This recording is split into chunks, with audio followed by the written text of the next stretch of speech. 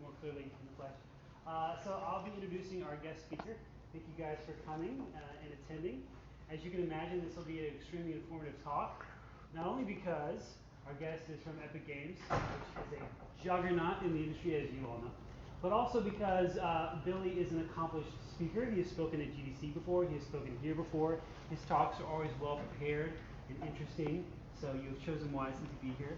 If you're our guest, welcome to FIEA. We can give you a tour if you have not had a tour before, so come talk to me afterwards, and we can try to set that up. And Billy is from cohort 3. Four. Four. Oh, 4. I ruined it. All right, I'll give his talk 4. Vic was from 3 then. No, he's from 4 also. He's from 4 also? Yeah. Okay. Earlier today, somebody was saying he was from cohort 3, and I didn't do my research to validate that. I'm like, sure, sounds right. So yes, from cohort 4. He worked on a game called Bizarrecraft. I got that right. Yeah, there you go. For his capstone, which was, believe it or not, an RTS. Can you believe it? Trying to do an RTS in capstone? Very bold of that team. It was a very, very different kind of RTS. So he has plenty of amusing stories from that period of time. He got scooped up real quick by Midway, and of course they eventually went their own way, and he moved to Epic, which is obviously an awesome career move for Billy, being there in Raleigh with that gang. So you didn't come to talk here at me, so I will stop talking and give you Billy Bramer. Thank you. Thanks, Ron.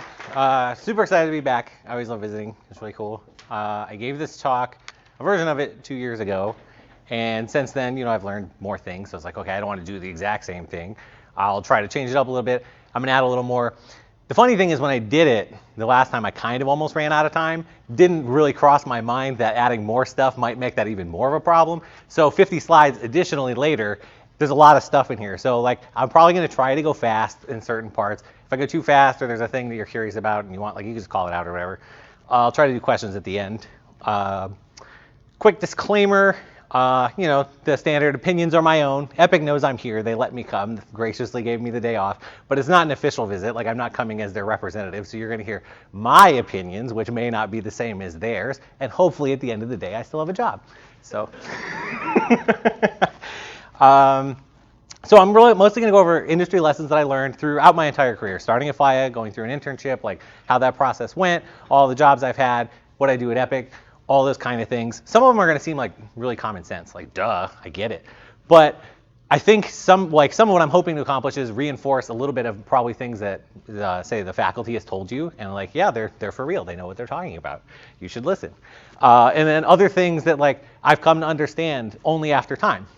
Also, this was written partially on painkillers because I happened to hurt my foot and last weekend had to go to urgent care thing. So, if there's anything Looney Tunes in here, I'm going to blame that.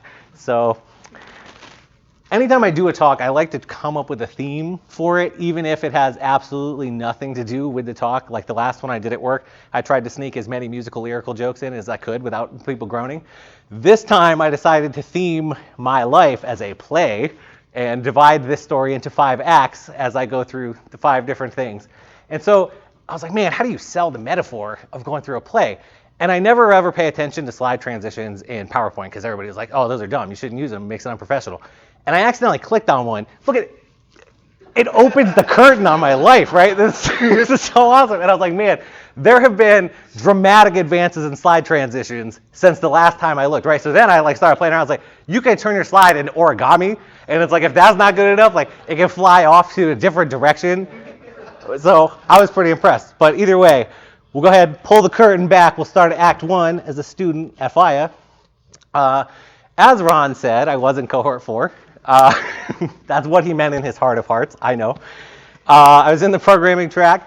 I had an amazing time here. I feel like coming to FIEA basically changed my life in a whole bunch of different directions. Professionally, I learned all kinds of things, but almost maybe changed myself more than anything else. I used to be super reclusive and shy. I like doing presentations, but I would never go up and talk to anyone, right? And I kind of broke out of that with all the group stuff you learn here and the improv things. And, I learned how to work in a group, how to function and actually complete projects. I was kind of a non-functioning man-child is the way I described it when I came and when I came out, it was awesome.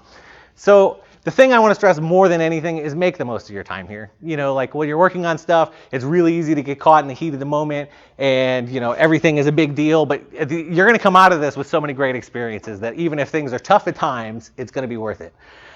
And so the big one that I always like to say is experiment while you're here, particularly like on the capstone games, right? If you have an experimental mechanic and you're not sure, run with it. Because if you fail here, the worst thing is you're going to feel disappointed, right? You're going to be like, well, that could have turned out better.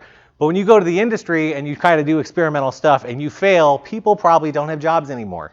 It's really scary, right? I actually, I used to have a slide when I did this before where there was a site that tracked layoffs in the game industry. Like it just showed all of them accumulating and you could look at it. And I went to update that this time and the site didn't update anymore. And I'm like, I hope they didn't get laid off too. So, you know, you've got to make the most of all the cool experimental things you can do here. Also, I'm really big on learn as many interdisciplinary things as you can. I tried to sit in as many of the classes as I could. And I'm so grateful that I did, because there's never going to be a moment from this point on as you go in and start working with teams where you're going to go sit in the corner of only your discipline and never talk to anyone ever again. Like that's not a thing anymore, right? You've got to interact with all of the disciplines all the time. And the more you can understand where they're coming from, the easier life is going to be. And particularly at Epic, what's really cool, we have a lot of technically minded designers who they're like, oh, okay, we have MMO experience, so we can give you even programming architecture kind of guidance of this is how we wrote systems at where I was before. You know, you maybe want to follow this as a path, and that kind of stuff is awesome because I found wherever you go, engineering is always overloaded. It's always a strapped resource. The programmers always have a billion things to do, and if you can start doing other stuff to help and contribute in that way, people are going to love you. Final one, venture track was not here when I was here. And I think it's an awesome opportunity, right? It's a thing that you should probably consider. And the reason I'm calling it out specifically is because I know exactly how I was when I graduated. I was like, AAA games all the time, son, I'm out, right? And I probably, as a graduate student, wouldn't have even thought about this. I would have been like, nope. But I'm telling you, that is kind of an opportunity that is not going to come along very often in your life. So, you know, whatever is best for you is best for you. You should think about it. I would just advise you to at least give it consideration. Don't just brush it off, right? So while you're here, you're going to make a ton of mistakes. And that's actually a good thing. It's not going to feel like a good thing, but I assure you it is. So Ron mentioned we worked on Bizarrecraft, which was an RTS. I basically said when we were doing if there was a mistake to be made on this game, we probably did it across every spectrum you can imagine. Like scoping it, how we actually program things, how we had our team interact with each other, how we anything you could possibly imagine that you could break or do wrong on this project, we probably did. And there was times when the tensions were high and people were mad about each other, but you know what? It worked out and we learned a ton. I'm going to give you an example of a very clear don't do this. So we worked on this project until probably 2.5 hours before the final presentation. We were submitting things still. Don't do that. Just don't. And in fact, I kind of feel like this was planned by the faculty. They'll say it's a coincidence. The Perf4 server's license expired that same day.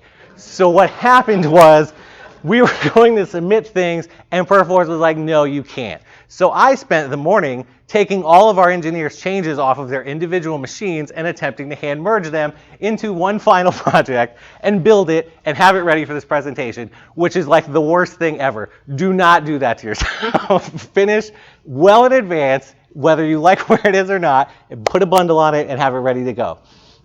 I think the funniest thing about this, though, is I wasn't even thinking about that this experience happened. And then years later, I watched Indie Game the movie, right? And there's a scene where the developer of Fez, Phil Fish, is making changes to the product right before he shows it at PAX. And then the very next scene that they cut to is a montage of it failing over and over again and crashes and all these problems. And I'm like, man, Phil, I know exactly what you're going through, right? It's immediate connection with what he did there. And then I think the other big one is a project vision. You know, like I said, it was an RTS. We were really big on that. It was an idea pitched by my roommate Max and I. We liked RTS games. We wanted to do it. As it turns out, most of the people who ended up on our project were not either a fan of the genre or they just hadn't played them. And we were really big on okay, we want this to be everybody's game. We're going to build this together. But we didn't spend the time necessary to get people on board to even understand like what makes an RTS cool, why are they good, and it kind of like ended up in the situation where the team had all these different split visions of what we're doing, and you get inefficiencies and people doing the wrong stuff. And so it's really important to get everyone on the same page early if you can.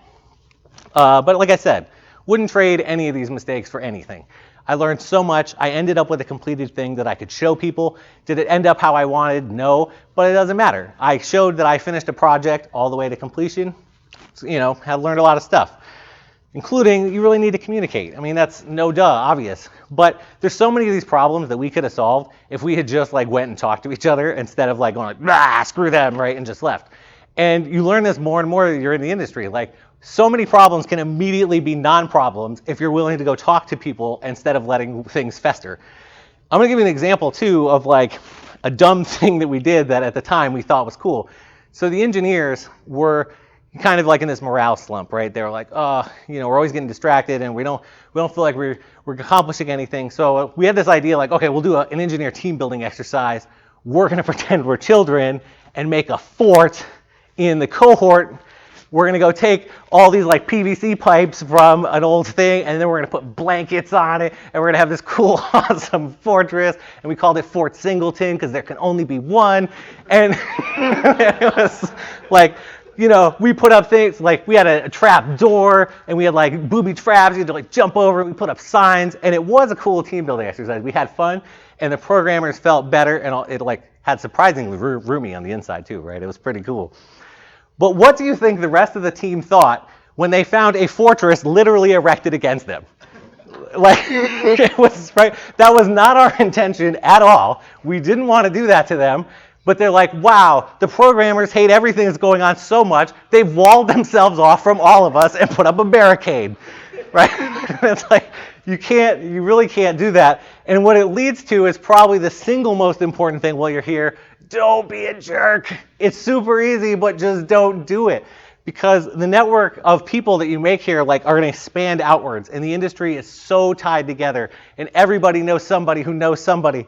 And so I like to do this map of, okay, these are all the states that I know somebody directly, pretty easily, that they're working in. And in fact, like these are all the companies, and then you can go international, and there's a ton of them, and these are like big companies, right? The thing is, I don't even put any effort into networking. I'm so bad at it, right? Like, I just stay heads down on my work. So somebody who actually did the things you're probably supposed to and tried to build network connections would fill in this map like crazy.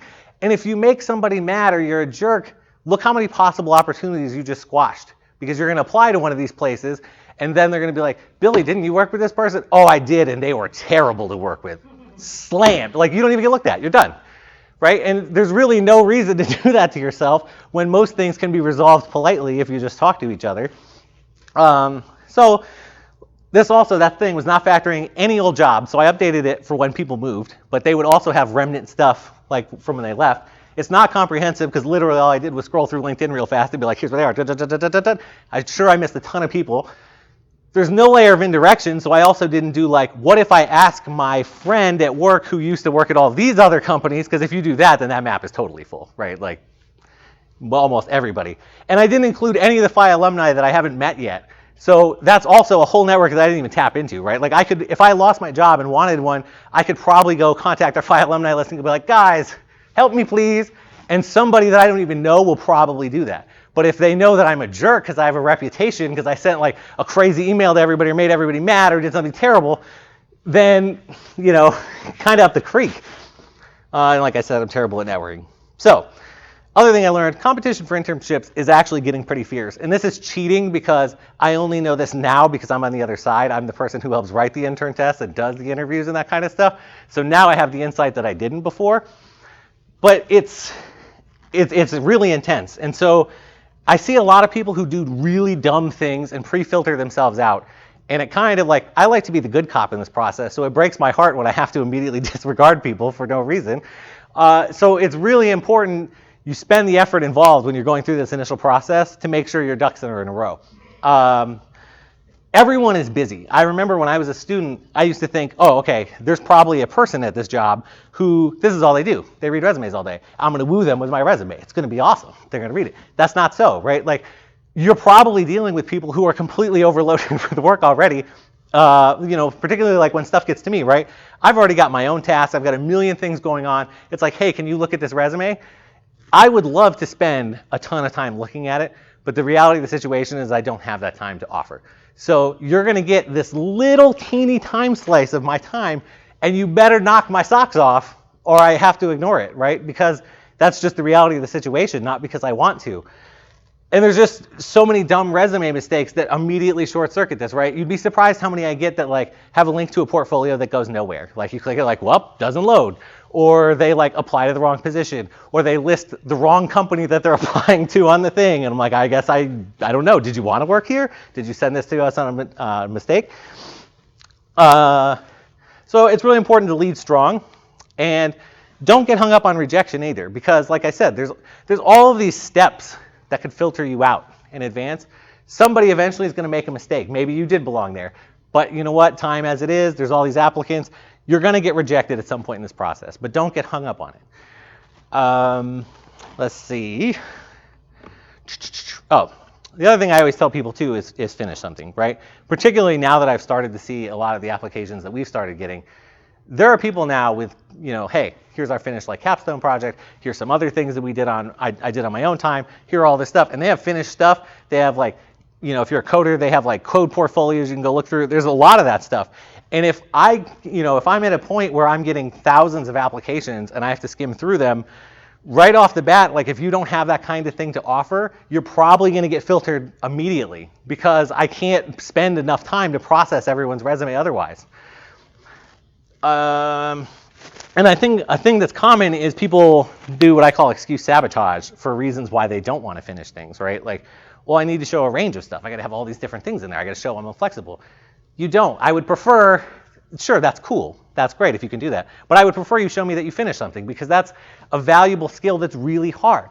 When people say that like 80% of the work is in the last 20%, they're not kidding, right? So if you can prove that you finished something, to me, that is way more worthwhile than you have like 40 things 10% of the way done, because anyone could do that, right? But this new idea is better. It might be do it afterwards. Another project's doing something similar. As somebody looking for like your resume, I don't care. I don't care if you did even a clone. I would prefer that you did something cool and original. Sure, that's bonus points.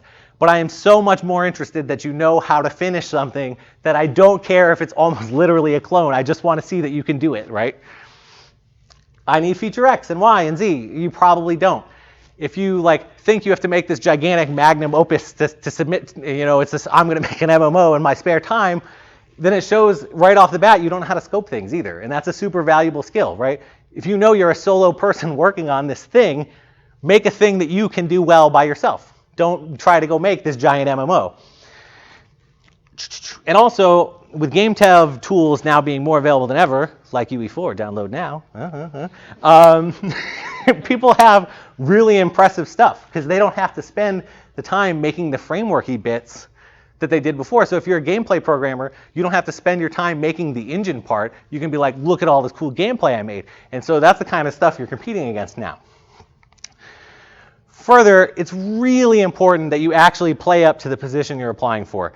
I get so many applicants, even for real jobs, that like they're applying for a gameplay programmer position or an internship. You could probably guess I'm interested in gameplay mechanic related things if I'm interviewing you. And that's probably where you should focus. But I get so many people who don't do that. And I'm like, what are you doing? So I actually have a name for this. It's happened so often. I call it the Mass Effect corollary to my coworkers, because I can't even count anymore how many times somebody will decide that they want to answer a question or whatever and write about Mass Effect. I love Mass Effect. That's cool. And all they do is write the plot of Mass Effect. And I'm like, okay, it was good. I loved it. More than probably most, I know that Mordin Solus is the very model of a scientist Solarian. You don't have to tell me. But if you do, I don't know what you're doing, because like there's so many cool things you could have talked about. You could have, if you're really hung up on the narrative and you like it, you could have talked about how that like drives the gameplay mechanics or doesn't, so on and so forth. There's all these cool like non-traditional like narrative games that have come out you could have talked about with really neat mechanics. But if you just recite the plot, like I'm just going to filter you out immediately. And the joke I always have with my coworkers, I would now obviously never do this, but I always want to reply back whenever I get that stuff, right? Let's see. So the actual interview, when you get to that part, whole other ball of wax. Congratulations, you've gotten that far. Play their games. Please play their games. Do not apply to a place and haven't played their stuff or downloaded their things. You're shooting yourself in the foot for literally no reason. So, it's not like an immediate instant fail in my book if you haven't. But if you apply, you're going to be in when you are in an interview situation, who knows what that person is going to ask you? They can ask whatever they want. They're going to come up with all kinds of stuff. But if you had played our games and applied, we have that in common. I don't know you, you don't know me, but we already have a thing in common. This is a free give me, right? Like, if we can talk about that intelligently and we fill our part of our interview time with that, like, you just got free stuff that's super easy to navigate through, right? Like, let's go ahead and talk about Gears of War. Let's talk about that stuff. That's cool. If you haven't played it and we can't talk about it, who knows what I pull out of my grab bag, right? Who knows what you're going to get hit with? So, like, why would you do that to yourself? Second, you really need to practice for the actual interview itself as well, which is a thing that I'm pretty sure the faculty told me and I completely disregarded, and it blew up in my face because I was like, no, I'm a programmer. There's so much stuff in computer science I have to know. I have to know everything because who knows what they're going to ask me, And so I spent all of my time studying like computer science topics, all those things, and none of my time worried about how the interview might go. And then the interview process itself wrecked me later on, which I'll get into. You start getting, sometimes people will give you uncomfortable questions trying to throw you off guard. They want to see how you react. Sometimes people are going to give you brain teasers. They want to see how you think. You might think, okay, that's not even a thing I'm expecting. And that's really out of order. Why would I put that there? What an idiot. Anyway, I'll sneak that in there for now. It's also important during this process, you want to interview people back because you are going to be moving for these people, right? If they hire you, you are fundamentally changing your life for who knows how long. You should do some due diligence when you're talking to them to make sure you want to do that. Some places might look really cool on the outside, and then you get there and all of their employees look haggard and that they hate their life and they don't want to be there. And if you don't detect that and you don't ask those kind of questions, you're kind of putting yourself in a situation where you're going to be sad in the future. So this is where I was trying to get to, if the order was correct and I wasn't a dummy. If you're a programmer especially, you should expect in the interview, you're going to probably get put in front of a whiteboard at some point. And they're going to ask you questions you have to solve on a whiteboard. You really should practice that. Even if it's with a peer or whatever, and you're answering totally stupid questions, even if they have nothing to do with your thing, just practice what that feels like, what it's going to be like to be, have people at your back watching you while you're writing stuff. Because I didn't practice this at all, and it murdered me in my first interview. I treat this guy as a supervillain. I hate the whiteboard because my very first interview application was a local developer here. I went in, I thought it was going to be a good job, and so I'm left-handed. And they give me a marker, turn around, I'm on the whiteboard, write my answers. I'm already super nervous. This is my first interview ever. I have no idea what I'm doing. I'm like, oh. I get marker all the way down my hand. If you're left-handed, you know the struggle, right? This is a thing that happens if you're left-handed. I start sweating a lot. Black marker all over my face. All over my face. But I don't know I did it. And neither do the people in the audience because I did it with my back turned. So I'm still writing stuff. I turn around and they blow up laughing. And I'm like, what did I do so catastrophically wrong that they're laughing at me? I wanted to cry. I wanted to curl up on the floor and cry. And then they're like, no, it's just that you look like a raccoon. It's not what you wrote. But at that point, interview over. Completely derailed. The rest of the interview could have been can you spell your name? I was done. It was so over. It's unbelievable. So you've got to really practice that point. Now, raccoon sadness aside, somehow I actually managed to correct this process eventually in the interview for Midway. And so we lead to Act 2, the intern, Midway. Midway was in Chicago. I was a software engineer intern with these guys here. They were also in cohort 4. We all got picked at the same time. It was a really cool experience. I'll tell you, if you've grown up in Florida like I did, don't underestimate just how cold actually is. I was not prepared to be in Illinois. And I remember them laughing at me one of my first days there because it was like to them warm, and I showed up in thermal underwear and like thermal long sleeves and like big thing, and they're like, like, what is wrong with you? And so, you know, it was a really neat experience. Now, the next part of this, I was actually going to cut this part for time, but Dan Hertzka, who is also a FIEA alum, he saw my previous talk and he was like, dude, that's my favorite part. Like, you can't cut that. And I'm like, okay, fine. I didn't need much encouragement. But one thing I learned too is like when you're moving for the first time, like possibly like really far away in like Chicago, say, it's hard because if you don't have anyone there on the ground, you don't know where you're getting into in terms of like living situation. So if you have anything you can do to pre-scout that, it's cool because you're going to save yourself a lot of heartache. Now in our case, Corey, one of the guys who went, he did an awesome job. He kind of did this work for us, and he ended up with a house that we like 4 of us shared. It was a good time, but I always joke with him because we had this situation where we're in the kitchen and we like poured water into the sink, and the sink just like fell through the whole thing and then dumped water all over the place. And I like fell on the floor dying laughing. Everybody else is like, oh, this is a disaster. And I'm dying on the floor laughing, and it's because I always immediately pictured this scene from The Money Pit.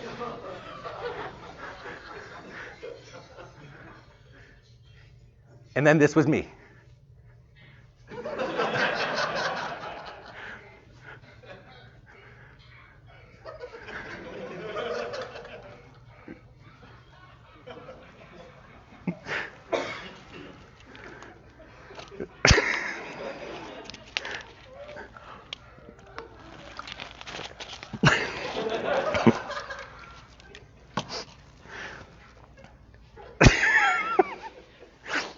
Straight up, that was like my exact reaction. Everybody else thought I was stupid. But it's a thing you might not think about the first time you're moving, right? And then you might end up somewhere sad. So the big one I immediately learned at Midway is you really need to be in this industry because you love it. Like, you all the way in. Like, this is what you want to do with your life because you're going to find passion is just like overflowing everywhere. Everyone is in that job because they want to be. They could probably get better hours or better pay somewhere else if they didn't, right? This is their thing.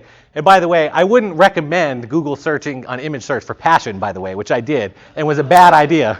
But it had a subcategory called passion for business, which then was hilarious because I wasted like 30 minutes laughing at hilarious stock photos of like crazy white people pretending how much they love their job.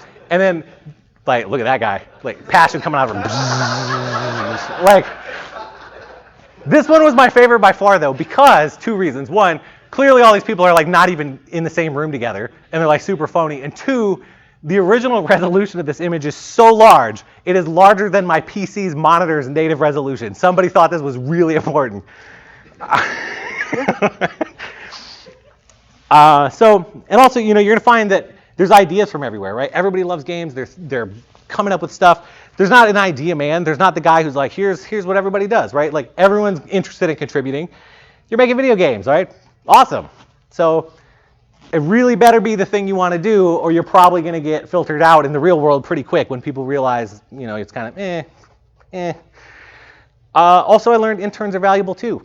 I was, wow. So, you know, people sometimes have a negative view on interns, right? It's particularly, you know, old, jaded developer might, and as you apply to things, you're gonna get hip checked a lot from not having experience and not, you know, oh, you don't have a ship title, all that stuff. That's fine, suck it up, right? Like that's part of the deal. You'll get through it. There'll be a place willing to take a chance on you if you're really into it and, you know, you work hard. But the thing is, I really think that this is a two-way transfer of stuff, right? It's easy to think about it this way. This guy's getting experience. He's getting paid to learn. He's a net drain on our project. We're benefiting nothing. Isn't that great? But really, this guy is also like an idea and energy infusion. He's probably coming in with no baggage, unlike super jaded old dude, right? He's a morale boost. And I honestly think like people, younger generation, particularly as I get older, right? I'm becoming less and less in touch with what young gamers think and feel and, you know, expect, because I'm getting older and I expect different things out of games. I have a different situation in my life. And hopefully as a good game developer, I can still like cast my like mindset into theirs and try to do it. But people who are younger are already in that set, right? Like it's really easy for them to identify. And so I always think in my head is like, Would a really old jaded developer have ever thought of something like Twitch plays Pokemon, right? I don't know, because I don't think anyone actually knows who did that, but I bet no. And that stuff is awesome. So anything you make while you're in this internship or anywhere is probably going to get used by anyone else, and you need to be prepared for that. So schedules are crazy. You never know what's going to happen. Your stuff's going to get shuffled around. People are going to use work in progress stuff. I remember I had a conversation at Midway. I was working on a tool, and they cut our sprint short, and it's like, hey, I only got 75% of the way done. This isn't ready to go. We're not going to use it, right? Nah, we're not going to use that. It's not a big deal. No deal. One sprint later, that's the most important feature all of a sudden. Like, by the way, we're using it. We started making assets. I'm like, I didn't even test it yet. Like, you could be corrupting all of those things. I have no idea what that does. They're like, well, it's important now. So you really need to be prepared for that. And you also have to be prepared for, especially as you work on a project for a long time, maybe you've touched multiple systems. If they all need help at the same time, you can't obviously work on all of them at the same time. Somebody else is going to inherit your work. Maybe it's art, maybe it's code. The state you leave your things in, even when they're work in progress, is going to get you a reputation for good or ill. If you start working on stuff from somebody else and it's a nightmare and you want to rip your hair out, you're going to kind of slowly be judging that person, even if you don't want to be, right? It's a thing that you're going to be picking up on. So always think about that when you're working on stuff. Other people are going to have to deal with this. So sure, maybe you know what this code does right now. You probably should still comment it and make it really obvious what you were doing. Those kind of things. It's really important to choose your battles. So especially for me, it's my first industry thing. I was super passionate. I was all about it. But it's really easy to become that guy, right? You're so passionate, you want to be involved in everything. Hey guys, let's talk about this. Did you think about this? I bet we could fix your feature if we did this. How about we go over here, right? And you pretty quickly expend whatever capital you had because they're like, wow, this guy doesn't get it. He's got to talk about everything to everyone, and he doesn't trust his teammates. So I think it's really important that you choose where your battles are going to be, what you think is important to you, and focus your effort there. Otherwise, you're going to, again, kind of damage your reputation there. So I had a great time at Midway. Is getting ready to go back to FIEA, give my end of internship presentation. My boss is like, hey, you did a good job. When you come back, we'll have a full-time job waiting for you. It's going to be awesome, right? So I go home. It's Christmas time. We're having a good time. Christmas rolls along. What to my wondering eyes should appear?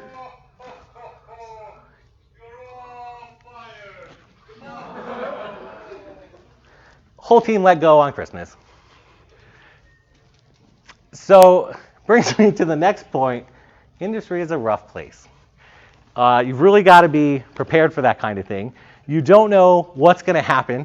Shipping a game is hard. I'm about probably 7 years into my career now. I don't have a ton of things that I would consider ship titles where I was a huge primary contributor to. I've chipped in on lots of things, particularly at Epic, right? I helped a little bit on Infinity Blade 2, Gears of War Judgment, Gears 3, all those kind of things.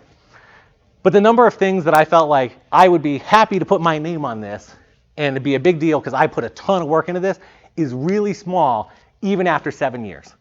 So anytime you can ship a thing and actually get it out is super valuable, and you should really appreciate it. Because the industry is volatile, you don't know. Maybe you have to move soon because you're going to get fired, or all kinds of crazy stuff happens, transitions happen in the industry. Some companies don't keep up and they fail. And it's a reality you have to be prepared for. And so I ended up unemployed. I applied to Epic with all of my 5 or 6 months internship experience, applied for the 3-year required role because I was like, yeah, I know what's up. And they were like, 5 months does not equal, in fact, 3 years. No. So I was fortunate though, because my old boss at Midway was like, hey, I'm going to start a startup and I liked your old work. How would you like to come there? And so for those scoring at home, I really like this from the last time I did this talk. That is burning bridges 0 and not burning bridges 1 on the scorecard, right? It's really important not to burn bridges as you move along because you never know where the next opportunity is going to come from. And so that sets the stage for Act 3, the startup employee at Phosphor Games. Phosphor is in Chicago. I was a software engineer there as well. They did a lot of various things. So that's a screenshot of minigame and Connected Ventures they had worked on.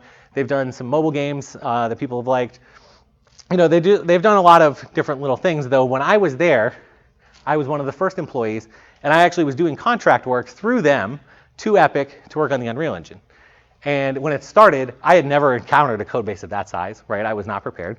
I was actually terrified because I was getting to do bug fixes and minor features for the engine and things like for gears. And I just always remember in the back of my head being terrified that like I would break a thing that then would break Gears of War somehow. And I loved Gears, I was a huge fan, and I just like would have nightmares of like there being like a press release like Gears of War 3 delayed because inept contractor destroys game, right? Like, but you know the main thing I learned there is indie life is really tricky. See, that guy knows. It's also really liberating because you know you're in a startup, you're in a small thing, you're a foundational piece. Right? You feel like I can accomplish cool stuff, I can help this company grow, I can make all these things happen. So it's really cool from that perspective. It's also terrifying, right? Because you're subject to so many external forces, like a small indie studio doesn't have a ton of clout yet, right? So they're subject to the whim of like outside publishers and things like that, and you have very real concern about like, are the doors gonna be open tomorrow? Like, are we gonna have enough money? So it's scary from that, and you really quickly learn you have to contribute wherever you can, particularly in an indie studio. Maybe it's not your first choice, maybe it's not the thing you really want to do. You're going to wear a lot of hats. I think the first time I was actually physically in the studio, I was like writing scripts to maintain our Perforce proxy. Like, had nothing to do with what I actually wanted to do, right? We were just, whatever random stuff had to happen, we did it. And again, that kind of stuff will help build your reputation. If you're willing to jump in, you're willing to lift it up, you know, that's good for you. There comes a point though, like for me, I was there, I was working really hard, but I knew in my heart of hearts I really wanted to be a gameplay programmer. That's what I cared about. And I was like, you know, it's time to be sappy and follow my dreams. But black on white text can't even, you know, adequately do it. You gotta like follow your dreams, man. And then I actually showed this to one of our artists and he's like, no, that isn't far enough. You need to follow your dreams, man. Like, so the thing is, dreams are difficult. So I didn't realize until I actually thought about leaving how invested I was, right? Like I had put a lot of effort in, and it wasn't my company, but I treated it that way. Like I was like really into it. So it was a hard conversation to have with my boss about like, hey, I want to leave now, I'm sorry. But I decided instead of just leaving, I would have a straight talk with him. I'd be like, look, you've always been kind to me. Everyone here is super nice. This is an amazing opportunity that anyone would kill for if they didn't want to do gameplay, right? Like this is awesome for a young programmer. You're getting to work in the Unreal Engine directly. This is really cool. But I have to follow my heart on this, so I'm going to apply somewhere else. And he's like, I get it. It's fine. Now you have to keep in mind, you have to really know your boss before you do that. Like some places you do that, you're going to get fired right on spot. But he, you know, I felt like we had a good rapport. He understood. So I applied to Epic again because I love Epic and I really wanted to be there. And I was like, now they've seen my work. They've seen it directly. Of course, this is going to go much better. So I go to the interview. Our nemesis shows up again. I get to go there in person, doing the interview, go start doing the whiteboard part of the test, writing, sweating again, marking down my hand again, start to do it, remember the sad times, catch my hand, wipe it on my khakis, now I have a racing stripe, and I turn around, and like I didn't know the director of engineering's personality, I didn't know he was one for jokes. Turn around, he sees my racing stripe. He's like, wow, you couldn't even come here with clean pants. You clearly don't respect this job. Crumbles up my resume, flings it, and like, I'm ready to break down again. And I'm like, nope, stand firm, like you have failed this before. And then he blows up laughing. And I realize this is a joke. Got through the rest of the interview in one piece. But I'm really glad I had that previous experience or I would have melted. Like, it would have been done. And so, you know, I leave, but you know, a lot of the questions they were asking me too were like, you've been doing a lot of engine contracting. What's with this gameplay stuff? Come on, man, what's this? And I'm like, you know, I think I can do a good job. And I left thinking, pretty good spot. I think I'm gonna do a good job. No. You know, they had a very real concern and a very real point that from a gameplay programmer's perspective, I was still sitting at 0 hours experience. None, right? So they may have trusted my stuff, but I didn't have like that reputation or responsibility built up with the gameplay teams. Only the editor knew me. And you know, I remember leaving and feeling like the rejected American Idol contestant, right? Like, I don't need you, I'll show you all, I'll show you, right? And like leaving and being completely heartbroken. And it actually like, it affected me so bad at the first time that I just stopped looking for other jobs too. I was like, not cut out for it, we're done. But as it so happened, some time passed, and then another contracting with them opportunity came up, and it was a gameplay opportunity to help on the single player DLC for Gears, because most of their engineers were tied up and they needed help. And the engine team there had recommended me because they knew that I had a good rapport, right? And they were like, you could probably use him. And now we'll go back to the scorecard. Because I hadn't blown things up with my boss, he was like, cool, good idea, right? It'll make you happy. You'll finally get to work on gameplay. Go ahead and do it. Because I wasn't a jerk to him, and I had an honest conversation with him, and he kept that in mind and let me go. Now, the good and bad part here is I really loved working on this. It confirmed everything that I thought, right? That I was born to do gameplay. That's what I wanted to do. I was super invigorated, re-energized. I get to work on site, and it was back to a warm climate. I had finally realized the degree of how much miserable nonsense this was causing me.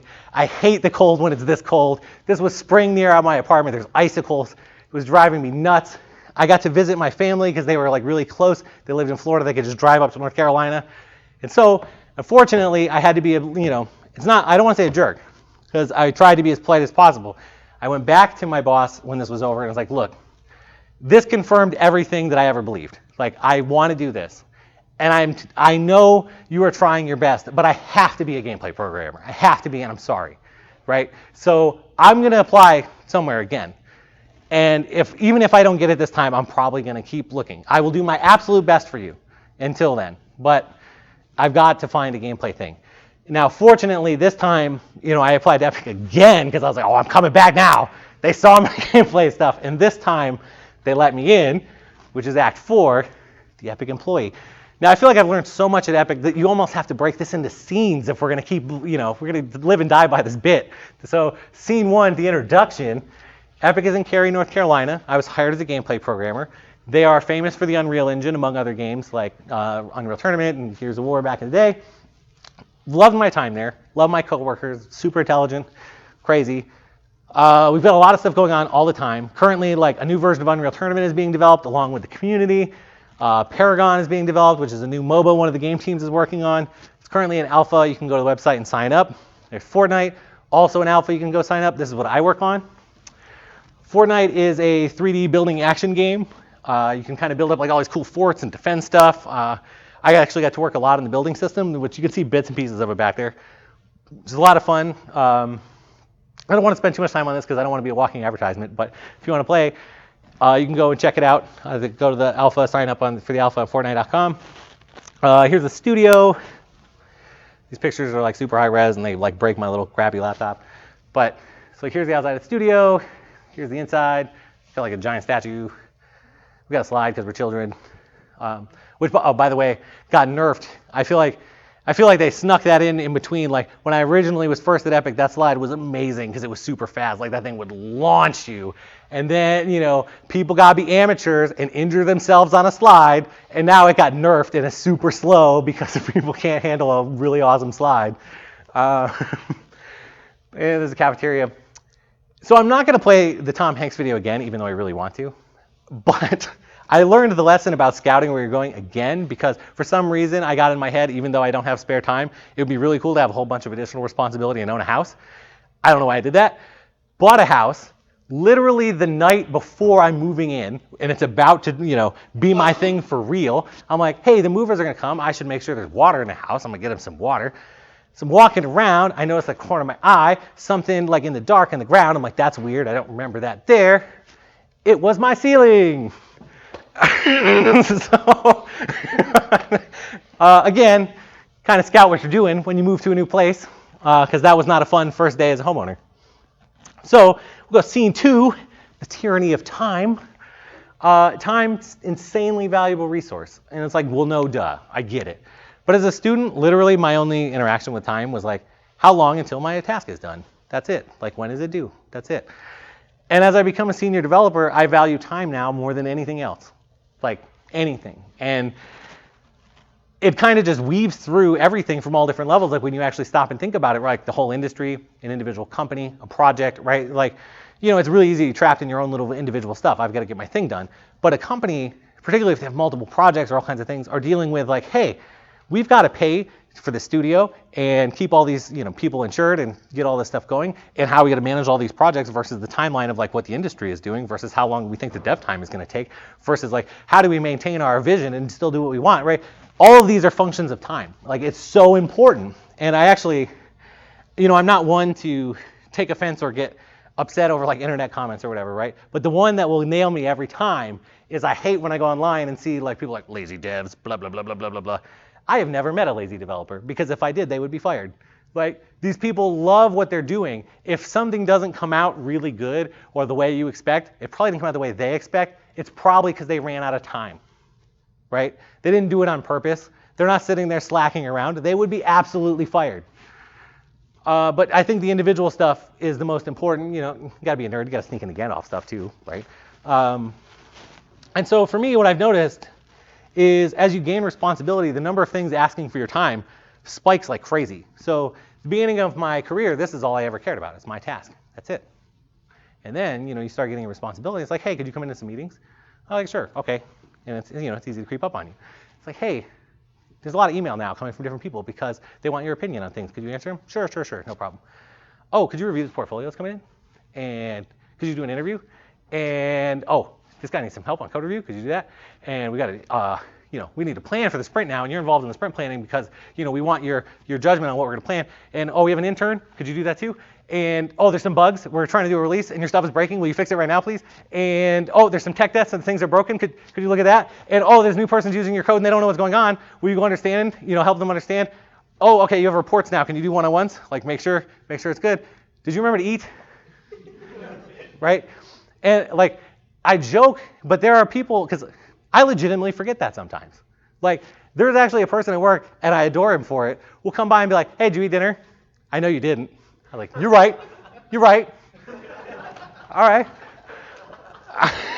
So it's really easy, but the thing that you find out is you get really good at triaging what's most important to you. And what that means is some of those other things die sometimes, short term. And then as somebody who actually really likes helping people, sometimes it makes me feel really bad. Somebody will send me an email asking for help. If I've got all those other things going on, sometimes I can't answer it for a couple days, and I feel guilty about it, but that's just the reality of it is. And actually, on the whole plane flight here, I've been feeling bad the whole time because somebody on the Unreal Engine forums sent me a question. They were like, I watched some of your videos that you made about networking, and I really need help on this one thing. Will you help me? And I fully intended to help that person, and I still want to. And I completely forgot until I was on the plane. So it is days now that he is going to go with no answer, and I feel like a total jerk about it. But it's so easy to lose sight of that when you have all these other things going on. And so it kind of leads me to work-life balance is super important, right? You need to treat things as a marathon and not a sprint. You're in this for the long haul. Nobody had ever really told me this. I never considered it. I went through my whole career not realizing that I was atrocious at this. Like I dive in, I get super passionate about stuff, and I put a ton of time into it.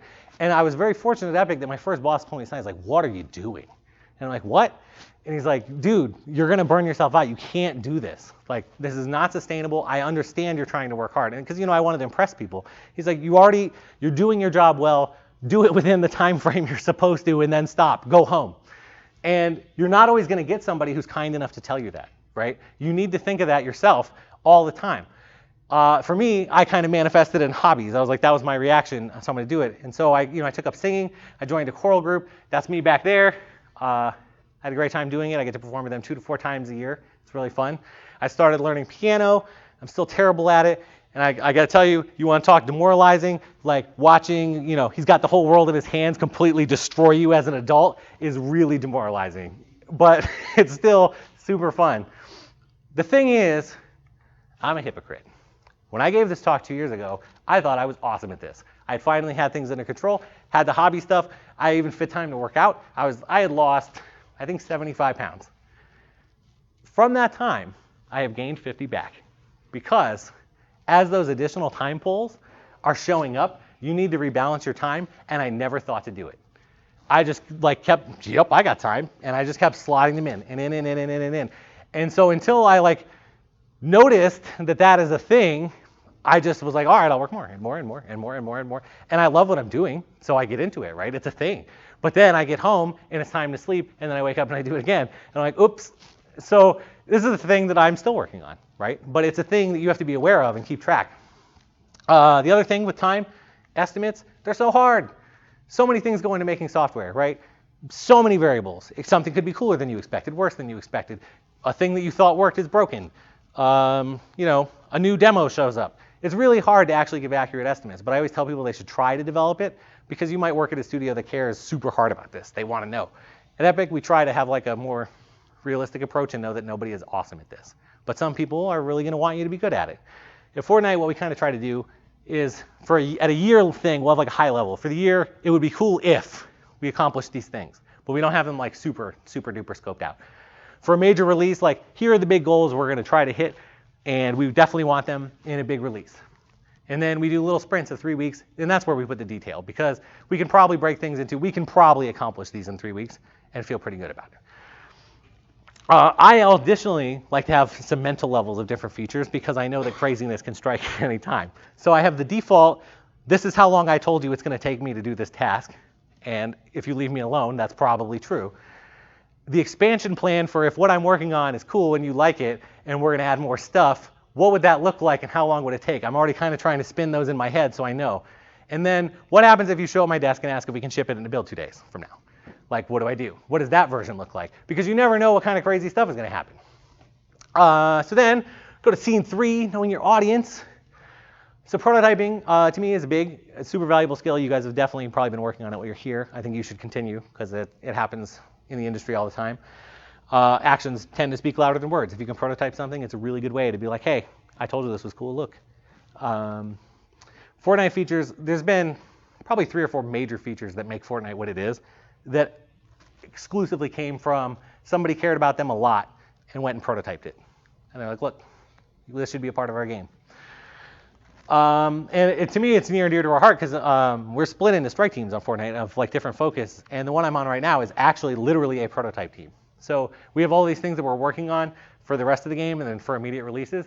But the prototype team is working on like, how could we like blend all of these things that we have together to make it more compelling in the future for an experience, like working on like one-off things real quick.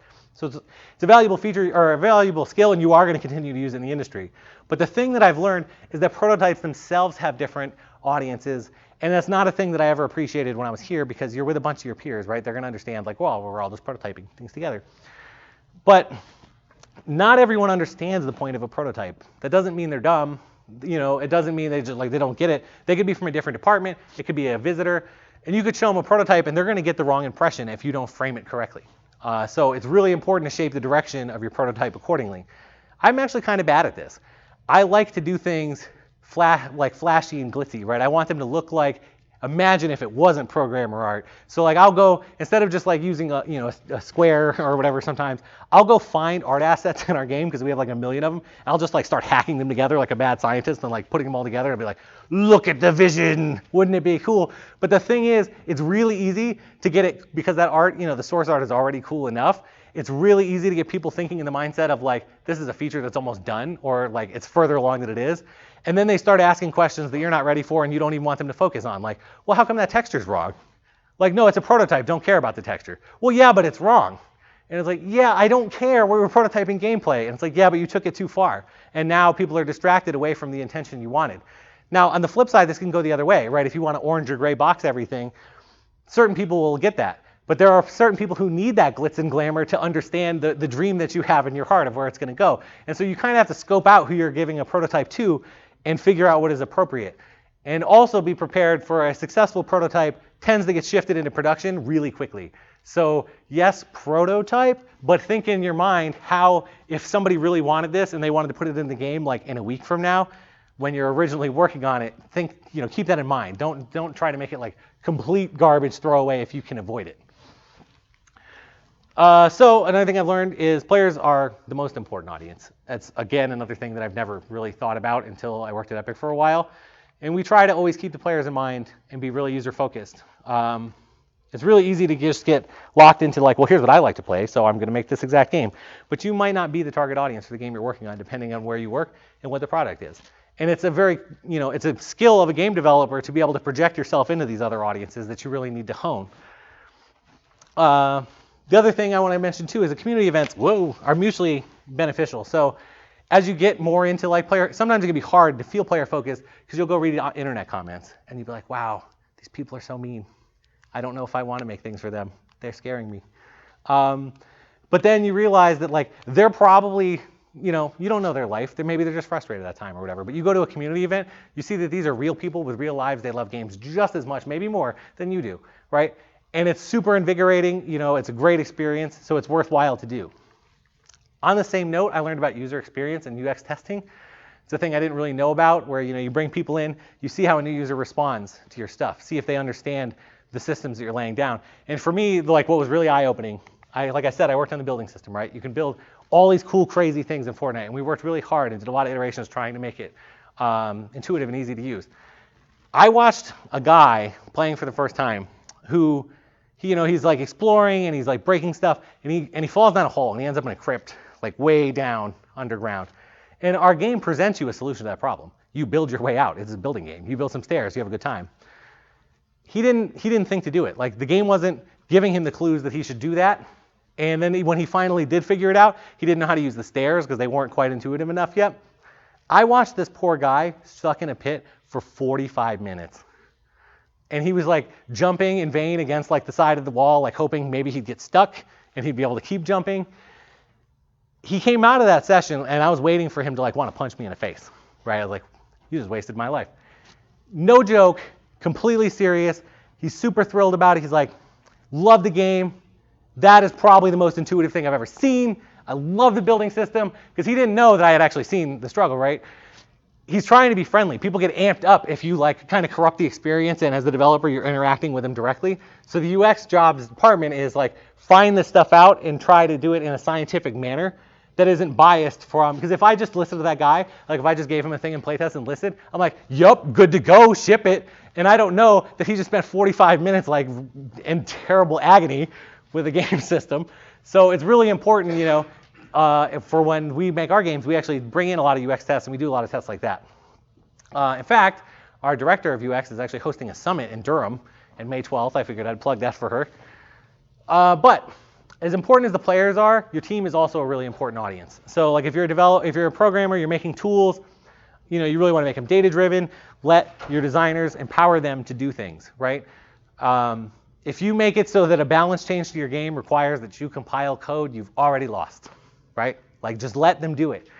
And to me, it's a sign of dev maturity. It's really easy to be completely afraid that if I give this power to designers, they're going to break the whole game. They're going to destroy everything. They're madness.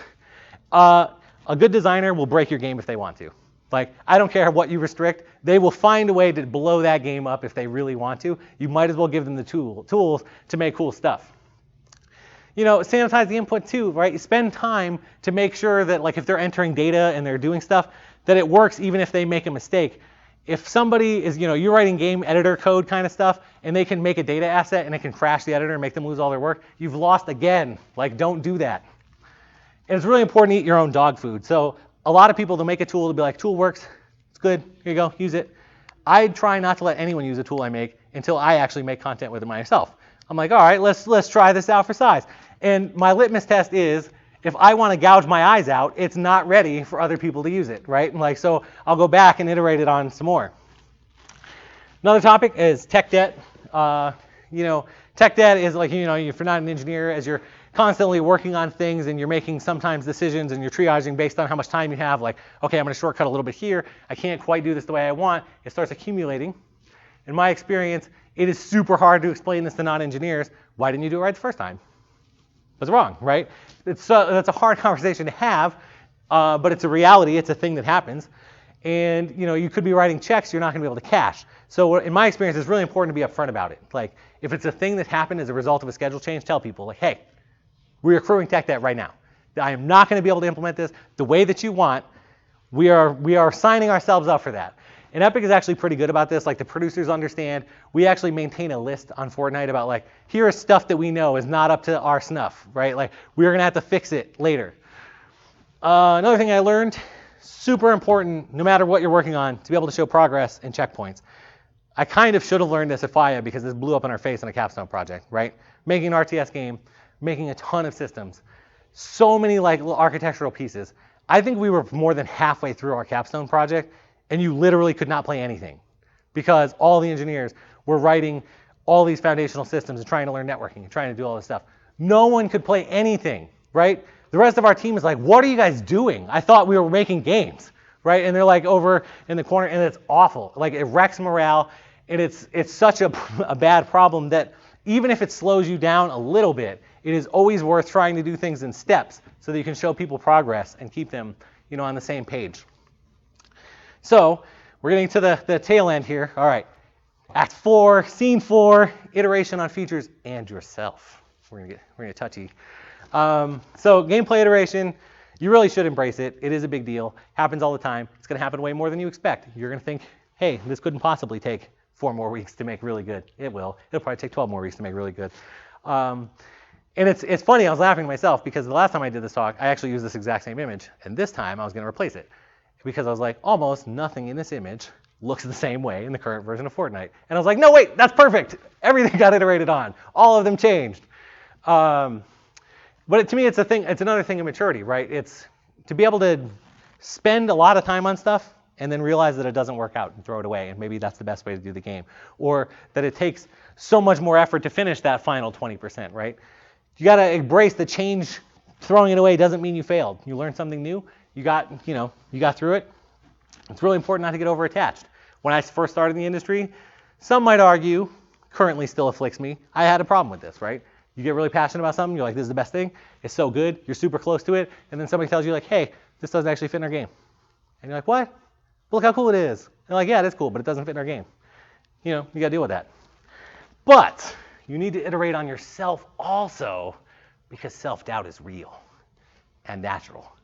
So this one was weird for me to write. I don't know if you've ever heard of imposter syndrome. There's been a lot of arguments about it, or like not arguments, articles about it lately. If you don't know what it means, like basic kind of thing is like, despite your successes, despite what you're good at and what you think you've done well, you kind of feel like you're a fraud. And so like, it's always that every day you're worried that this is gonna be the day my coworkers realize I literally do not know what I'm doing. And like, the jig is up, they're gonna escort me out the front, congratulations, go away. And I brought this up because this is the thing that I actually feel. And I never really talked about it with anyone because this is super awkward. Why would you go like, hey, guess what? I think I don't know what I'm doing, guys. How about that? Let's talk about it, right? It's terrible. But a lot of articles came out recently, and I was like, it's good to see that. But the thing is, one of them in particular was like, well, this doesn't really happen in AAA games as much. This is an indie developer problem. No, it totally happens in AAA games. In fact, when I started working on this presentation, I was like, all right, I'm gonna do it. I'm gonna go talk to people. I'm gonna talk to people at work and see if they feel this too. Maybe I'm gonna get myself in a really awkward situation. Let's find out what happens. And I was like, might as well swing for the fences. I'm gonna talk to my boss first. Here we go. And didn't even finish getting it out of my mouth. I was like, do you know about imposter? And he's like, oh God, yes. And I was like, aha, right? And so I'm saying this to you because I want you to know that if you feel this way, it is natural. And there are people who've been in the industry for decades and they still feel it. I always thought it was a phase as a student. Like, oh, okay, I'm just a student. I don't know anything yet. I'm going to be in the industry. I'm going to become a master. I'll be the best there ever was. It'll be so good. Nope. Still feel it. I've learned a lot. I think I'm really good at certain things. There are days that I come in and I'm like, I don't know how I deserve to be here. Everyone is so much better at everything. Oh my God. I actually did it for this presentation. There was so much anxiety that both the last time I did this and this time on the initial buildup of like, I'm gonna come here, I'm gonna talk about stuff, and they're gonna think I'm full of garbage. They're gonna be like, this is a bunch of nonsense, go home. And so, like, it is a real thing. And in fact, there's another forum too that I also talk to people about, and I was super happy to find that they sometimes feel the same thing, that I call game dev guilt, which is like, making a game is really hard. It requires a whole bunch of specialized skills, all these different things. Why am I not curing cancer? I'm making video games, right? Like, I'm not out changing the world, I'm just making games. What is wrong with me, right? Like, these are skills that I could be applying. So now, we've torn ourselves completely down. You can start to build it back up though, right? Iteration on yourself. Games do have a positive impact on people's lives. Fortunately, being at a company as large as Epic with, lots of releases, I've been able to see this kind of firsthand, right? Like, we get letters and photos and emails from things like even super old versions of like Unreal and all that stuff. Like, hey, you know, I was in a really bad spot in my life, and I was playing Gears of War multiplayer, and I found my significant other, and like Gears of War changed my life. I was like, you don't expect that. I have a picture that like got sent. Fortnite is an alpha. There's not even a ton of people playing it. Some guy already has a tattoo on his arm of Fortnite stuff, right? He was so into it. And I'm like, you know, it's awesome, but it's like, it's a thing for people, right? It helps people. You don't know where they are in their life. And for me, the more I thought about it, I was like, yeah, there's actually personal examples. So my whole career is because of this. Like, I have a career that I love. I wake up and I get to do what I love to do, and I'm super excited about it, and it's all because of games. There's a lot of games that I would consider like instrumental and towards fueling me wanting to be this. But the one that I, you know, always stands out is like almost anything in the Zelda series, like just completely inspired me. Like I played Zelda and I was like, this is it. Like I got to do this. I want to be able to tell these stories and play these, you know, these mechanics to do this stuff. And to this day, the Zelda franchise remains one of the only things in my entire life that almost no matter what I'm doing, unless I'm like bleeding out, when a mainline Zelda comes out, it's like everything else is over. Like all that stuff about how I'm busy, like it is time to play Zelda and it's time to play it right now. Like I'll go lock myself in a room and have a good time. And then second, singing. Okay, I went my whole life, like I showed you I was singing the chorus. I didn't know I could sing. I didn't know I liked singing. Didn't even try because as it turns out, like I'm a low bass singer. Most songs on the radio don't go down there. So I could never even remotely match anyone trying to sing on the radio. It would sound terrible until Rock Band 3 came along. And what started as the four of us at Midway in a you know, roommates playing it every day and no one wanting to be the person that held a microphone to, holy crap, Billy won't let anyone else use the microphone because now he's memorized all the lyrics and is trying to match the dance moves at the same time as he's like sliding across the floor, right? Singing is a part of my life that I completely would have been utterly unaware of without Rock Band 3. And it is a thing that gives me so much joy and makes me so happy when I do it. And it would be completely absent from my life if not for video games, right?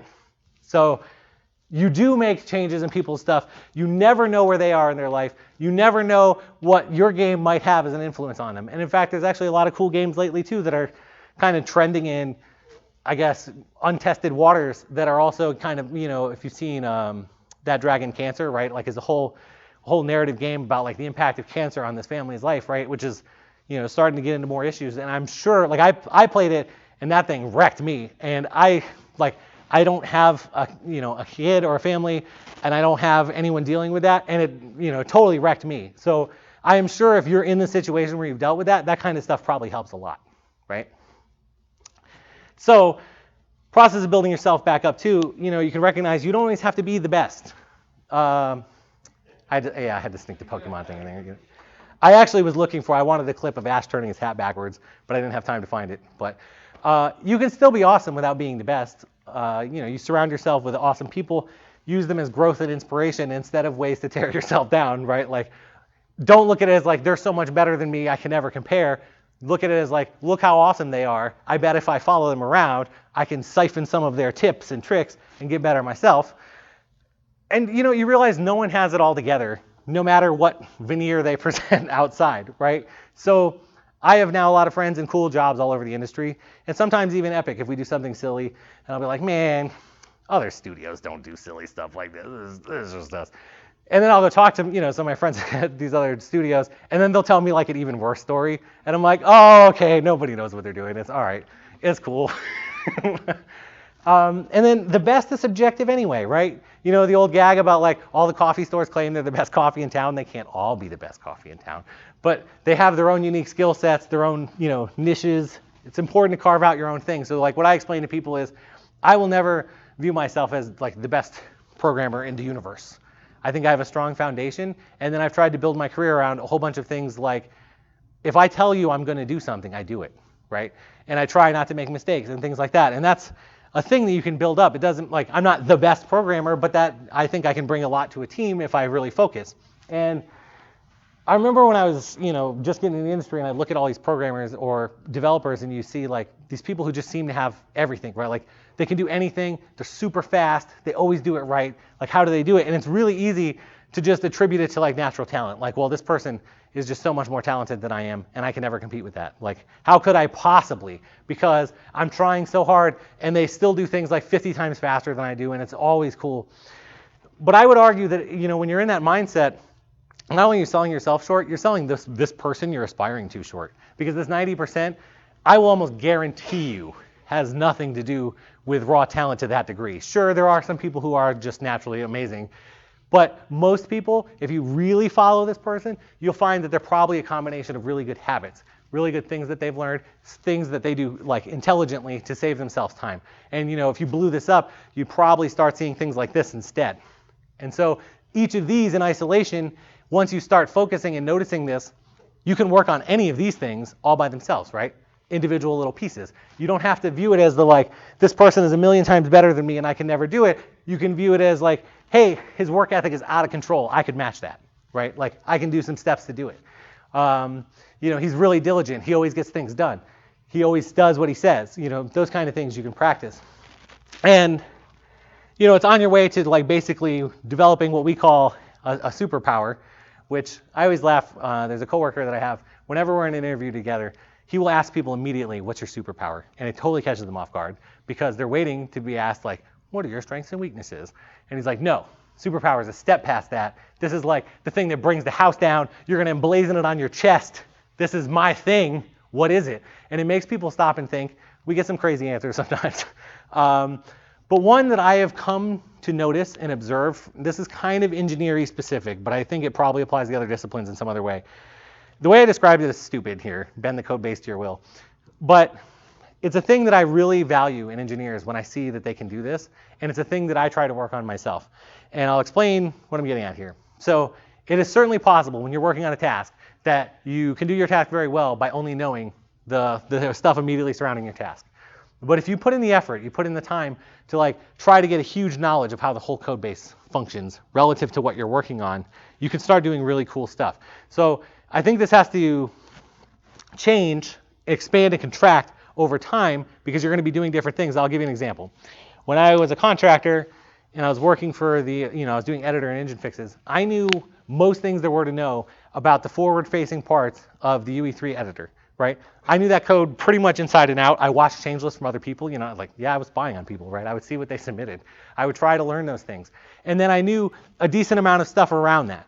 When I switched to be a gameplay programmer and working on Fortnite, I try to know how every system, all the systems that we have in our game that we've written, all of what they do, but then further past that. I know the ones that I wrote inside and out, right? I know all of their capabilities, but I try to know what other people's do, how long ago they were worked on, okay, we didn't touch this one in a year and a half, it probably rotted and maybe is a little broken.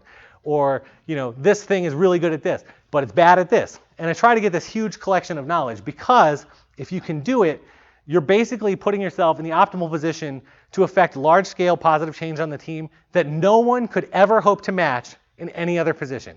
Because if you think about it, right, a designer is going to have a view of how the whole game fits together. They're going to think it through. They're going to have all that stuff. But they're not going to know the state of the code base, what's easy, what's hard. A senior designer will try to work with an engineer. They're going to try to work through that stuff together so that their designs, can be done as fast as possible. But there is no way, unless that designer is also an engineer, they could possibly have the kind of knowledge that you could have as an engineer in this position to be able to affect this super positive change. Now, to be able to put this to use, I think requires two things. One, the trust of your team, like the producers and the designers. And two, that you actually develop some of a designer's skill set and you understand, where the game is going, what the vision of the game is, and if you propose the feature, does it even make sense in the game, right? I think you have to prove to people that you're capable of those things. If you do that, though, I think there's multiple levels of how you can develop this and do awesome things. The easy one, just starting out, helps complete your current task. So as an example, let's say, you're doing a new thing or you're doing a bug fix, and because you've been watching the code base, you know all the changes, that so-and-so fixed a very similar problem in a different system 3 weeks ago. You could probably go look what he did. You can go find the change list. You can look where it is. Probably going to be pretty similar. Maybe in an ideal scenario, you could reuse code, right? You just trimmed your task down to super fast because somebody already solved this problem and you were paying attention and now you just solved it too. Super quick. Outside perspective is like, wow, look how fast you did that, right? And you'd be surprised more often than not you can do that, right? There's a lot of problems are already solved, particularly in a very large code base. So then, next level for me is, you can help get a brand new, you're going to have to write new code, isolated feature into the game. Because you're going to use that design knowledge kind of thing that I'm talking about, and you know when you're writing from like paper step all the way to implementation, you know the easy routes. You know what your game is good at. You know what the systems are good at. So you can go from, this is the thing I think is cool, to a prototype that is functionally in the game, lightning fast, because you know the path of least resistance and what your game is really good at. And it's, nobody else is really going to be in a position to be able to do that. To me, the next one, and where I think it gets really awesome, is when you have two disparate gameplay features, but you kind of know how their code functions, you know what they're capable of, and they're user-facing, and maybe they're not gelling quite well enough. But you can think of a third feature that you could put together, blend them together, and will like unite the vision of the game and make it feel really good. And now you have enough knowledge to be able to do that in a really quick way. That's like, if you can do that and you get something in, that's how you like start knocking people's socks off. They're like, wow, how did you do that? How did you know do that? How did you do it so fast? Then you keep taking this further, right? Like the more I study this and I watch people who are like really good at this, you realize how many steps of this and cool stuff they can do. Imagine while they were doing all of this, they also knew the system in the middle was broken and they fixed it, right? And they're making everything else better. Imagine as they're doing this, they now know so much of the code base and know so many pieces, they off the top of their head can help other people start doing this too. So somebody's like, hey, my strike team decided we're going to add feature X to the game, and you're like, oh, that's really cool. Did you know about feature Y that's really similar? I bet with what you just described, you could tweak it a little bit and it would accomplish what you want and fix Y at the same time. And they're like, oh, that's awesome, thanks, right? And I'm sure there's levels past this, but I haven't, I haven't ascended that far, right? But to me, that's like a really cool kind of thing you can develop. And so then I felt bad because this was like engineer specific.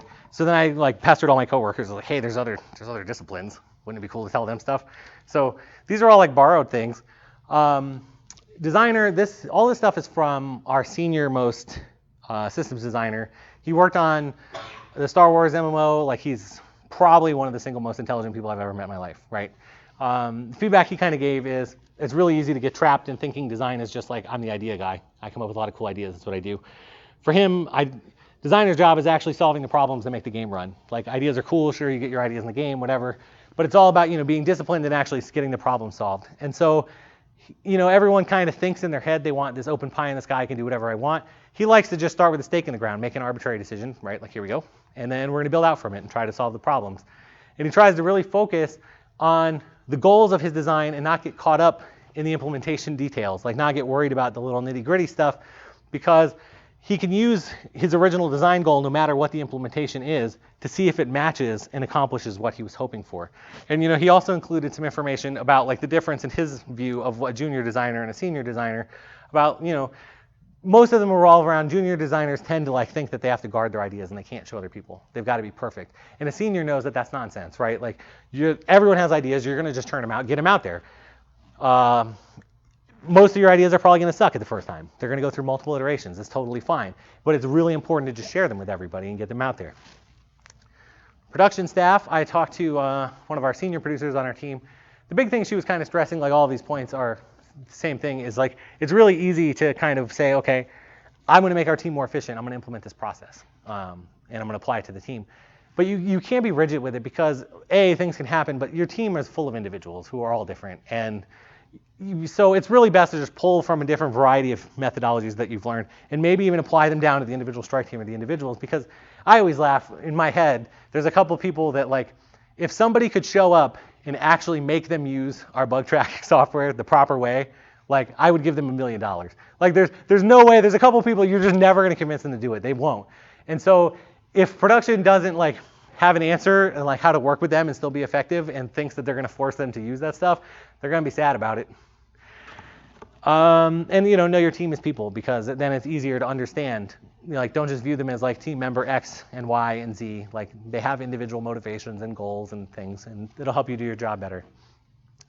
So for the artists, what's funny is up until 2 a.m. last night, this slide said whoops because I forgot. And I felt terrible. I was like, I'm so sorry, artists. But one of our senior artists bailed me out. I sent him an email on the last day, and he was like, don't worry, here's some stuff. So for him, what he said, growing up, what he did that he thought was really effective is he found a person or a company that he thought was hitting his dream job. Like, this is the thing I care about the absolute most. And he just made a folder of like all of their work that he admired. He just saved it. And whenever he would so he would study it, he'd break it down, he'd be like, these are what makes it great, these are the things that I'm aspiring to. And whenever he would make something new, he'd go back to the folder and look, like, does my thing belong in that folder? Can I put it in there? Does it match? And it's like, you know, at the beginning, it's easy to get discouraged because you're probably going to be really far off. And it's a slow process. And he's not saying like to copy this person or to just do it, but it's more like from a skill level, am I coming close to the kind of things I aspire to? And, you know, he thinks it's important you focus on one aspect at a time. You get it up to snuff and you get it in there. For portfolio, he echoed things that I'm sure you've heard a million times, right? Quality is over quantity. He would prefer, because he checks our interns, if you apply that you have like 2 really awesome things instead of 10 average things. You know, 10 average things is just not really going to get you anything. And then, you know, he's not familiar with FIEA, and I was like, no, the faculty is really great. Don't worry. They got this. They got this. And he's like, well, even still, they should research tools and techniques on their own and not rely on the faculty because things change so fast and there's like always a new tool and all that stuff. So he always likes to spend time doing that on his own. All right, for everyone, if you get a chance to go to a conference, I think they're really reinvigorating. It's worthwhile. You should go. It's a cool networking opportunity. All right, we'll finally get to the last part, and so you can stop being bored with my nonsense. Okay, so a couple years ago, I actually became a lead gameplay programmer at Epic, which I wasn't expecting and I wasn't necessarily prepared for. There's a lot I learned about that, and I don't want to like bore you with all of that kind of stuff because in the situation you're in, you're not going to be like, we're developing people's careers and that kind of stuff. But doing capstone projects, you are going to have leads. You probably already do, right? And they're going to interact with people. So I think there are some things that you could benefit from possibly. The super obvious one is lead how you'd like to be led yourself. I mean, it's easy to say, but it's hard to do. Nobody really wants the boss. I love this graphic. I always try to aspire to lead people and not boss. It's very easy to lead through fear and intimidation, particularly when you have a higher position over somebody, right? Do this or you're fired, blah, blah, blah, blah, right? But like nobody wants that. You're not going to get their best work. If you can lead through example and inspiration, that's absolutely the best, right? To me, I treat a lot of my job as I'm blocking people, getting them out of the way. They're awesome. They'll do awesome things if I remove obstacles from their way. Same thing, you know, the ill-fated little Fort Singleton thing we built, I was trying to implement this. I was trying to unblock our engineers who were complaining about being distracted. It was a disastrous implementation, but my heart was in it, I swear. The big thing, the very first thing that anyone ever told me as a lead is like, everything you do now is contagious. Everything. And I was like, what? And they're like, you were the same person you were yesterday, except for anything you say, positive or negative, is going to be amplified a million times because everyone's going to view it under a different context. And they're totally true. And it even expands to body language, right? So you can be having a bad day and you're like, okay, I'm going to try to be positive, but you still kind of give away the signals that you're not having a good day. People pick up on that, right? You're going to drag your team down. You're not intending it, but they're going to do it. And for me, the one that I actually have the hardest time with is the passion is totally a double-edged sword. I'm super passionate about stuff. I really get into things. But that means for me, a part of my thing is, if I'm working on something and I'm totally into it and it doesn't pan out, I've poured my heart and soul into it, right? And the wind gets knocked out of my sails. It's like, oh, right? It's a shock that I have to absorb. I know this about myself. I need a little bit of time to recuperate, right? I need to regenerate my batteries and get passionate. But I can't, it's not like I'm like lying to the team or hiding or being phony, but I can't be like, oh, and like just go running down the hallway and like flipping tables and mad and right? Especially because it's a personal thing that's only afflicting me. It might not even be a big deal in the grand scheme of things. It's just, I've temporarily been deflated, but I can't go around doing that in front of everybody or they're going to think like the world is ending when it has nothing to do with them and it's just me being dumb. Which leads to morale, which I think is super important, particularly here. Our team suffered with a lot of morale problems. I think it's really important to recognize individual contributions, like that helps fix it.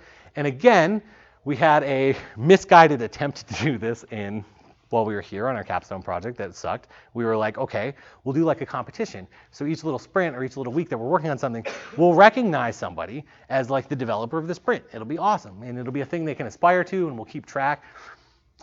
We only picked one for each time, right? Completely disregarding the fact that maybe 5 or 6 people just blew it out of the park that week and they were all awesome. So what this award really turned into is which lead was more influential about arguing for their person as awesome than the rest, which no, partial feather in the cap. I got the engineers to win almost all the time, but in hindsight, that was a super jerk move on my part, right? That's not what I should have been doing. The artists and the designers and the producers were all making valuable contributions, but because I yelled the loudest and argued the most, that totally got drowned out, like complete failure.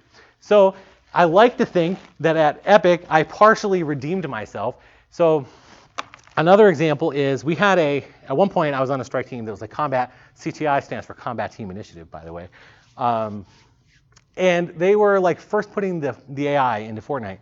And Fortnite, because it's a dynamic building game, right? Like so hard for AI, like where they can path changes all of the time, like in seconds. People are building stuff, doing all this kind of stuff. It's really, a hard problem to solve.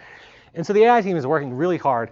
They're fixing all these bugs nonstop. They're trying to get it up and running, but to the perspective of the rest of the team, it kind of seems like they're not doing anything, right? Because they're firefighting so many problems trying to get this initial implementation in, and nobody really can understand it. They're like, dude, it's AI, you make them walk.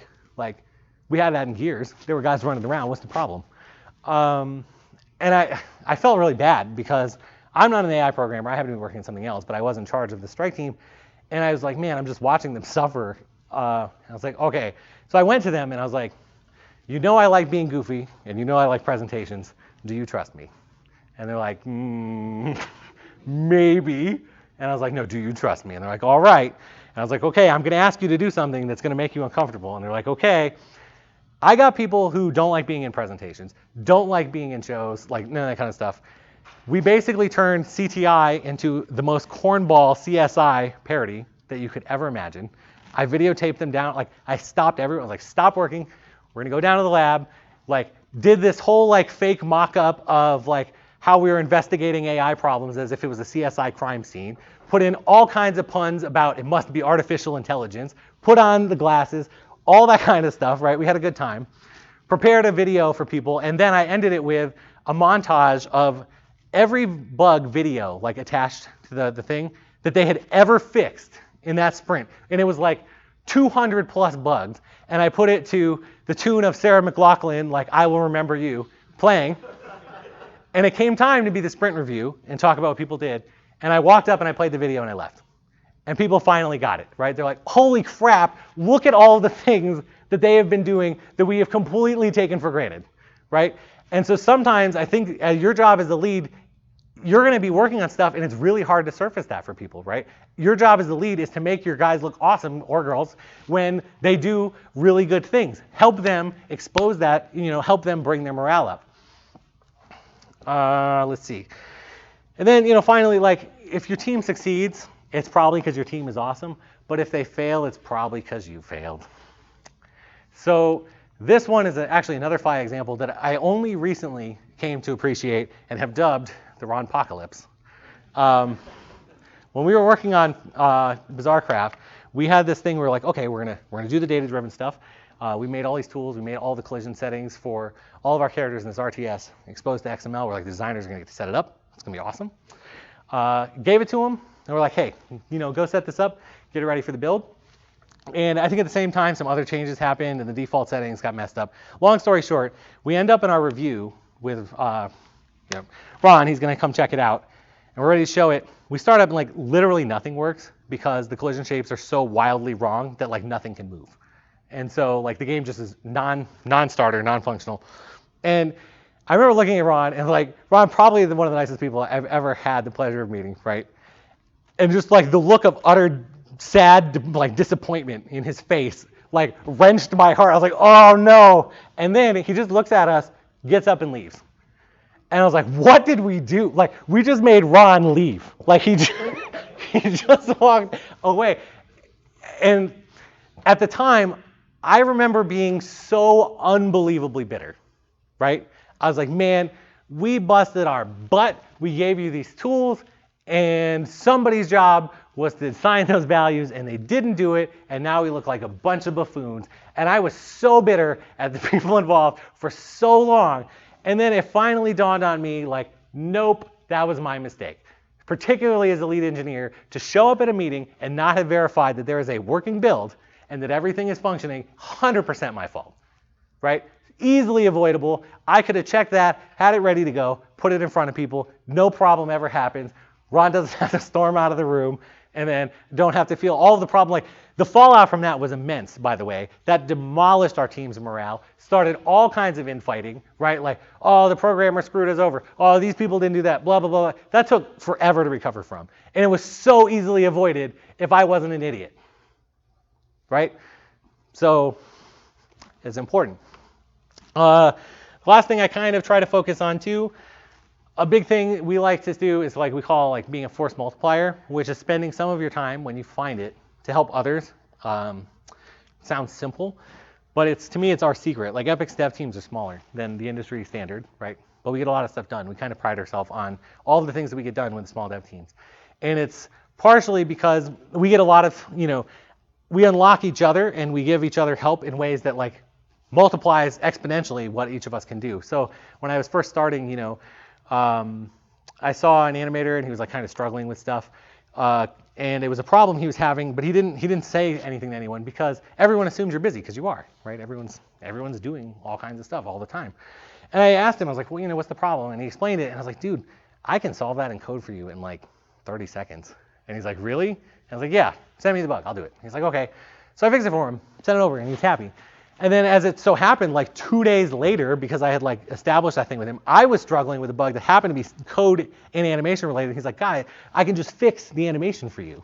You don't even have to code anything. I was like, oh man, right? And because we had that interaction, we saved each other countless hours of time, right? And that's the kind of stuff that we try to focus on, is being able to do that stuff. Because if you leave people alone to their own devices, particularly if they're intelligent, they're going to come up with workarounds. They're not going to just not do it. They're not going to be like, well, I tried and I couldn't do it. Sorry, everyone. Like, they're going to get their job done, but it might be messy. So, it's really important to kind of put the time in, but going along with everything else, it's important to triage if it is worth it, given the current time frame. And so this is a slide that I actually showed last time, and I still really like. It's a comic from XKCD, a chart that he made about like, this is over a period of 5 years. But if it was like, hey, if a task is done, like let's say 50 times a day, how much time should you work on shaving off time before it's no longer worth it? So these seem like huge numbers until you realize, like, pretend you had 5 level designers and they do an action 10 times a day. Well, there's your 50 times a day right there, right? If you can shave 5 minutes off of that action they're doing over 5 years, he's arguing that is equivalent to, like, if you had spent 9 months of developer time saving them that 5 minutes, it was worth it. And it's like, it's really hard to think about it in this granularity, because particularly when you're busy, you don't think about it this way. It's like, oh, it's going to save you 5 minutes, whatever. Just spend those 5 minutes. That's cool. But when you get in this mindset, you start looking for things that will actually save, lots of time on the team, and it's really useful. Okay, so that is most of it. But the one thing I did want to cover is Epic does have an internship program. They're paid positions. There are most disciplines and studio locations available. Now here's the sucky part for FIEA students, is because like we just started this last year and we're doing it the second year. The timeline doesn't really match your guys' schedule, right? In fact, the first deadline is like in 2 days, and it runs from June to September. So I was talking to our recruiting department, and fortunately, like, we actually have 4 people from FIEA at Epic right now, and I think they're having. The teams are appreciative of those people and they like them. So, it's like, it's kind of a bummer that this doesn't really fit while I'm interviewing people for FIEA. And, she was like, well, they can do one of 2 things. If they think they have enough stuff right now to pass get through, and they have enough stuff, let them go ahead and apply right now and then mark that you're available later. And I was like, well, they probably didn't finish their capstone projects yet. If I were them, I would probably wait until it was done and be able to show that. And she's like, okay, they are considering possibly doing a fall semester, partially because of that kind of stuff. But so she was like, you should check the website, and even if it doesn't happen, even if we don't have listed stuff, when it comes internship time, if you think you have stuff relative, like, send it along, like, find a way to get it to one of us, and like, they'll consider it, because so far we do value like the FIEA relationship, right? And the 4 people that we've had so far have been working out well. She is looking for people who have like a cool completed project, like I said, though, right? Or side project or experience and stuff. And I'm telling you, like I said earlier, as somebody who's reviewing the portfolios, they are pretty impressive now. So like, if you do apply, like, make sure you do spend a degree of effort putting it together. Like, just don't throw something together. So, there's the career site you can follow and always look for new stuff. There's the LinkedIn page if you want to follow Epic. And then there's 2 Twitter accounts that she suggested you follow. Epic Talent is the recruiting talent thing. So, there.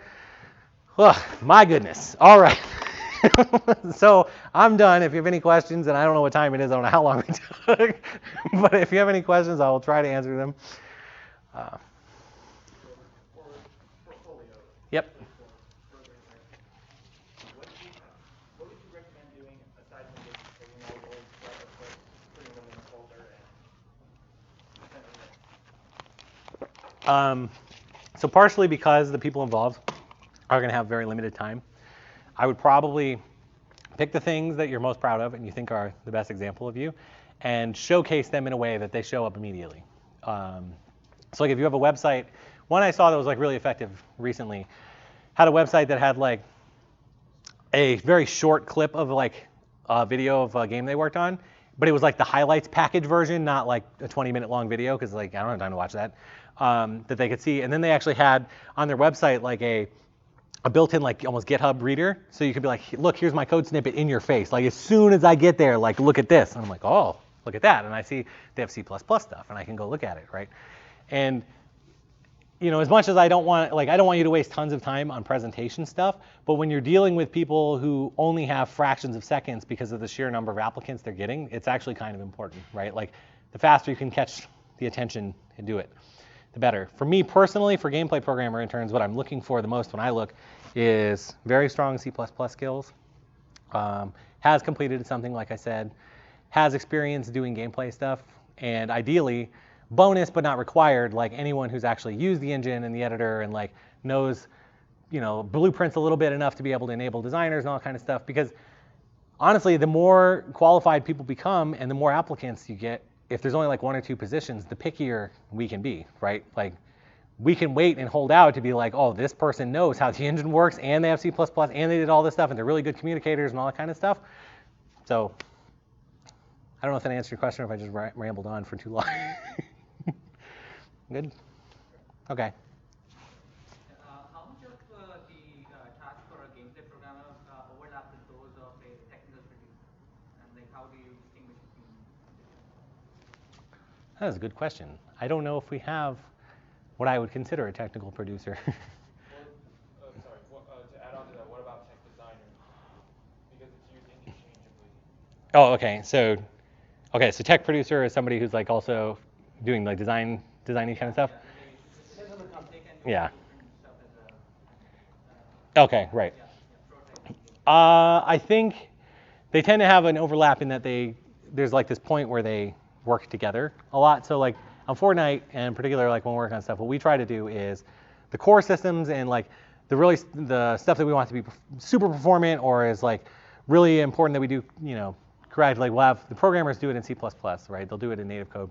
And then we try to do a lot of like blueprint hooks and those kind of things so that the technical designers or technical producers, right, have the ability to contribute on the same feature, right? Like, so if I have time to do stuff, maybe I'll write it in a little bit of blueprint or I'll do it in code, but then also I've given pruned hooks to people to make it better. And like I view an important part of my job is that like, so if you've done visual scripting and you've done blueprints, right, there's all kinds of tools available to you there.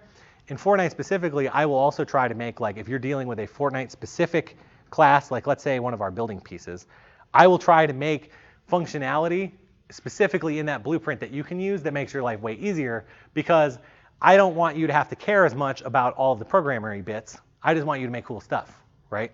So as an example, like our buildings are set up in such a way that it is super ridiculously easy if like, let's say one of our tech artists has spare time and he's like, wouldn't it be really awesome if when I interacted with this stove that you randomly found in the world that it like shot smoke all over the place and on your face, right? And like it's super easy for him to do that because we spent a little bit of time and he doesn't have to, script all the pieces.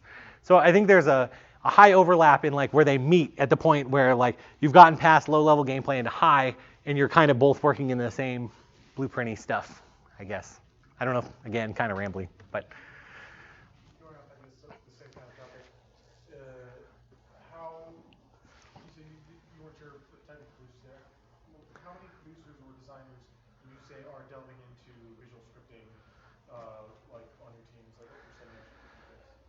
Ooh, we got a mix. Let's see. So we have a couple. I'm trying to think, because our team isn't gigantic.